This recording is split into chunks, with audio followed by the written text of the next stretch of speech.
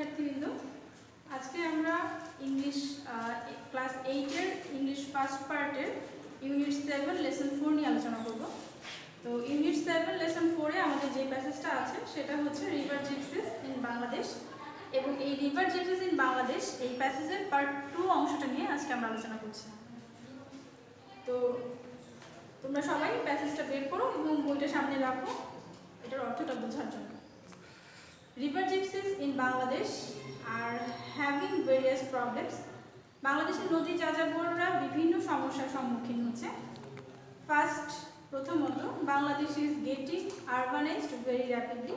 বাংলাদেশ দ্রুত গতিতে নগরায়িত হচ্ছে।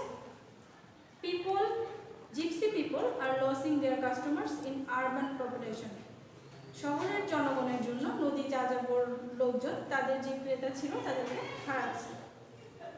হেন্স এছাড়া দেয়ার ইনকাম ইজ থ্রেটেড, তাদের উপার্জনটা হুমকির সম্মুখীন হচ্ছে। দ্বিতীয়ত, 24,000 kilometers of previous waterways has shrunk into only 6,000 kilometers in the country in dry season. শুকনো মৌসুমে আমাদের দেশে নদীপথ 24 কিলোমিটার থেকে কমে শুধুমাত্র 6,000 কিলোমিটার হয়ে যায়।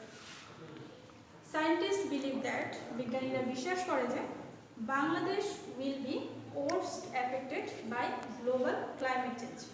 বাংলাদেশ বৈশ্বিক জলবায়ু পরিবর্তন দ্বারা খারাপভাবে প্রভাবিত হচ্ছে। The unpredictable rain and drying out of rivers have made boat movement heavily restricted. এই যে অনাকাঙ্ক্ষিত বৃষ্টি এবং নদীর পানি সেটা শুকিয়ে যাওয়ার জন্য আমাদের নৌকা চলাচল সীমিত হয়ে যাচ্ছে। তৃতীয়ত, many river gypsies are changing their lifestyle in the context of changed reality.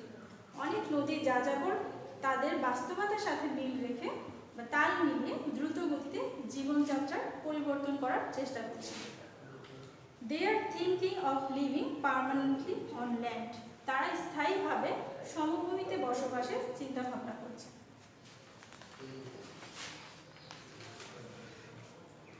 The authority feels that river gypsies need help to survive in the mainstream population. কর্তৃপক্ষ এখন অনুভব করছে যে এইসব যাযাবরদের মূলধারায় টিকে থাকার জন্য তাদের সাহায্য করা প্রয়োজন। Therefore, এছাড়াও the government is offering voting rights, permanent housing and bank loan facilities. আমাদের সরকার তাদেরকে ভোট দেওয়ার অধিকার, স্থায়ীভাবে বাড়ি এবং ব্যাংক লোন দেওয়ার চিন্তা ভাবনা করছে। However, যাই হোক, changes do not come overnight. এই সমস্ত পরিবর্তন কখনোই রাতারাতি করা সম্ভব নয়। Traditionally, river gypsies are used to water life. ঐতিহ্যগতভাবেই নদী যাযাবররা বসবাস করে অভ্যস্ত। They have inherited from their forefathers necessary life skills to survive in waters. তারা তাদের নদীতে টিকে থাকার জন্য পূর্বপুরুষদের কাছ থেকে প্রয়োজনীয় দক্ষতা অর্জন করেছে। They have no education and training to adapt to mainstream modern society. আধুনিক সমাজের সাথে তাল মিলিয়ে চলার মতো কোনো শিক্ষা বা প্রশিক্ষণ তাদের নেই। সো তাই দ্য অথরিটি ফিলস, কর্তৃপক্ষ অনুভব করছে, এখানে অথরিটি শব্দটার অর্থ হচ্ছে কর্তৃপক্ষ, the need to bring them under formal education network, তাদেরকে ন্যূনতম একটি প্রাতিষ্ঠানিক শিক্ষার আওতায় আনতে। এখানে ফর্মাল এডুকেশন শব্দটার অর্থ হচ্ছে প্রাতিষ্ঠানিক শিক্ষা। আচ্ছা, এরপর আমরা দেখতেছি বাট কিন্তু they have no permanent living place, তাদের স্থায়ীভাবে বসবাসের কোনো জায়গা নেই।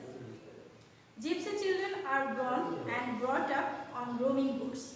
এই সমস্ত নদী যাযাবর যে শিশুরা আছে তারা সাধারণত নদী ঘোরাঘুরির মাধ্যমে নৌকাতেই জন্ম হয় এবং সেখানে তারা কি হয়, বেড়ে ওঠে।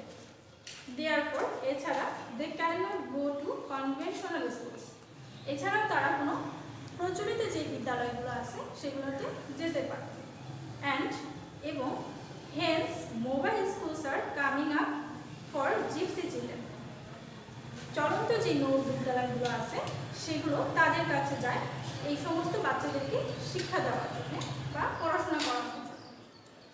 সাম ভলেন্টারি অর্গানাইজেশন, কিছু স্বেচ্ছাসেবক সংগঠন are running special schools on boards to educate river gypsies children in some areas. কিছু নৌকা বিদ্যালয়ের মাধ্যমে, কিছু স্বেচ্ছাসেবক সংগঠন আছে আমাদের যারা তাদের নৌকা বিদ্যালয়ের মাধ্যমে এই সমস্ত নদী যাযাবর যে বাচ্চারা বা শিশুরা আছে তাদেরকে শিক্ষা প্রদান করে থাকে। তো এই ছিল আমাদের আজকের দ্য রিভার জিপসিস ইন বাংলাদেশের পার্ট 2 অংশের বাংলা অনুবাদ। তোমরা নিশ্চয়ই এটা দেখবে এবং খুবই উপকৃত হবে। এখন আমরা river gypsies in Bangladesh part 2 এর যে ভোকাবুলারিগুলো আছে সেগুলো তোমাদেরকে দেখে দিচ্ছি। আমাদের যে ভোকাবুলারিগুলো আছে সেগুলো হচ্ছে আরবানাইজড। আরবানাইজড শব্দের অর্থ হচ্ছে নগরায়ন। এরপর আছে হচ্ছে র্যাপিডলি। র্যাপিডলি শব্দের অর্থ হচ্ছে দ্রুত। দেন কাস্টমার। কাস্টমার অর্থ হচ্ছে ক্রেতা। থ্রেটেড অর্থ হচ্ছে হুমকির সম্মুখীন। ওয়াটারওয়েজ অর্থ নদীপথ। শার্প অর্থ হচ্ছে কমে যাওয়া বা সংকুচিত হওয়া। এরপর আছে হচ্ছে আমাদের অ্যাফেক্টেড। অ্যাফেক্টেড শব্দটার অর্থ হচ্ছে প্রভাবিত। গ্লোবাল। গ্লোবাল শব্দের অর্থ হচ্ছে বৈশ্বিক। রেস্ট্রিক্টেড শব্দের অর্থ হচ্ছে সীমিত। রিয়েলিটি। রিয়েলিটি শব্দের অর্থ হচ্ছে বাস্তবতা। দেন আমাদের আছে অর্গানাইজেশন। অর্গানাইজেশন শব্দের অর্থ হচ্ছে সংগঠন বা সংস্থা। আনপ্রেডিক্টেবল। আনপ্রেডিক্টেবল শব্দের অর্থ হচ্ছে অনাকাঙ্ক্ষিত। আমাদের প্যাসেজের মধ্যে ছিল আনপ্রেডিক্টেবল রেন অর্থাৎ অনাকাঙ্ক্ষিত বৃষ্টি। দেন আছে হচ্ছে অথরিটি। অথরিটি শব্দের অর্থ হচ্ছে কর্তৃপক্ষ। এরপর আছে হচ্ছে সার্ভাইভ। সার্ভাইভ অর্থ হচ্ছে টিকে থাকা। Main stream. মেইন স্ট্রিম শব্দের অর্থ হচ্ছে মূলধারা। ওভারনাইট। ওভারনাইট শব্দের অর্থ হচ্ছে রাতারাতি। ফোরফাদার।